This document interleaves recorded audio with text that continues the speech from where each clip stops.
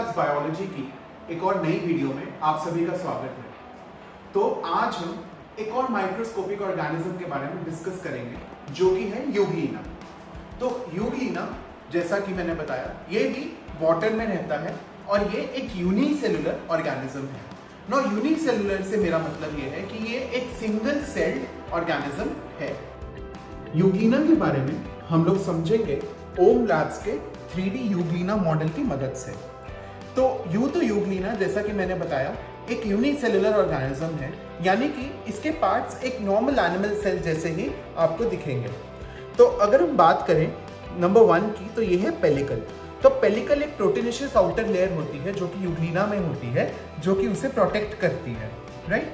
Next हम बढ़ते हैं हमारे सेल के या किसी भी सेल के बहुत इंपॉर्टेंट पार्ट में, दैट इज द न्यूक्लियस और नंबर 2 एंड 3 में वी हैव द न्यूक्लियोलस। तो न्यूक्लियस एंड न्यूक्लियोलस ये हमारे 3 parts done. And now coming to the 4th part. तो 4th में आप देख सकते हैं जो एम्प्टी स्पेस है, this grey part which is represented, this is the cytoplasm. तो साइटोप्लाज्म का भी हम लोग सब फंक्शन जानते हैं। साइटोप्लाज्म एक मैट्रिक्स है जो कि सारे सेल ऑर्गेनेल्स को अपने अंदर कंटेन करके रखता है।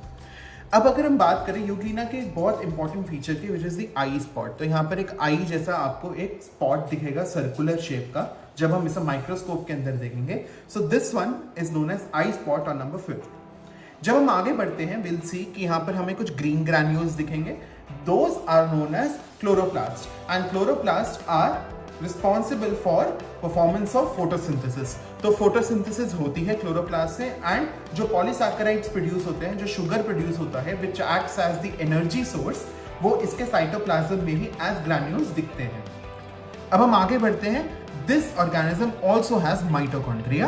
तो यहाँ पर आप नंबर 7 पे ये जो ब्लू डॉट्स हैं, ये आप माइटोकॉन्ड्रिया बहुत इजीली देख सकते हैं। तो माइक्रोस्कोप में जब हम इसे विजुअलाइज करते हैं, will see very small dots and those will represent the mitochondria, right?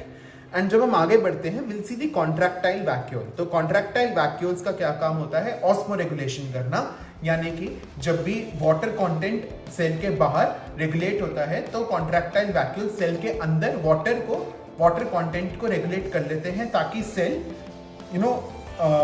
Burst ना हो जाए या फिर श्रिंक ना हो जाए, राइट। देन हमारे पास आते हैं फोटो रिसेप्टर्स। तो ये वाला जो पार्ट है, यहाँ पर फोटो रिसेप्टर्स होते हैं जिसके थ्रू यूग्लिना अपनी मूवमेंट को सेंस कर सकता है थ्रू लाइट। एंड ये जो है this is also another important feature of euglena which is the flagellum या फ्लैजेला। एंड ये फ्लैजेला जो है it helps in the movement of euglena from one place to the other. तो ये हमारे थे ओवरऑल कॉमन पार्ट्स जो कि यूग्लिना में हम देखेंगे जब भी हम इसे माइक्रोस्कोप में विजुअलाइज करेंगे। इस यूग्लिना मॉडल से रिगार्डिंग आपकी कोई भी क्वेरी हो, आप दी गई मेल आईडी पर हमें संपर्क कर सकते हैं। ऐसे ही और इन्फॉर्मेटिव वीडियोस के लिए हमारे चैनल को लाइक, शेयर एंड सब्सक्राइब जरूर कीजिएगा। Thank you so much.